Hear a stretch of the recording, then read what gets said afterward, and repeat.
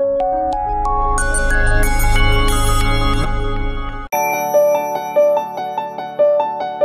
صادق كريفة من مهدية، شاركت في الصالون تاع لي زونتربرونور في تونس.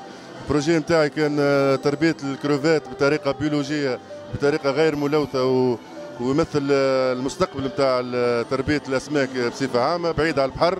ما نسحقوش البحر باش نربيو الحوت، عملنا طريقة بيولوجية بيوتكنولوجية باش نربيو الحوت بعيد على البحر، وتوجت بالمرتبة الأولى في الصالون هذا. وحقيقة صالون فيه كل شيء، فيه انيماسيون، فيه لي جوري، فيه لي زانترفونون كل ايكونوميك سوسيال في الاستثمار، من البنوك، من انجل كابيتال، من دي زونتربرونور اخرين، وتبادل فما لي كوتشينغ وفما لي فيلاج كوتشينغ. كل معناها حاجه. انا شاركت قبل في مسابقات عالميه واليشال فريمون نجموا نعملوا دورات كيما هكا وما خير من هكا وننافسوا بهم، معناها نفس السيستم نتاع الاورجانيزاسيون نتاع الدورات في العالم. شاركت في كوالالمبور في سومي جلوبال دو لونتربرونيا، اكبر سومي ومش بعيد علينا، وعندنا الافكار في تونس.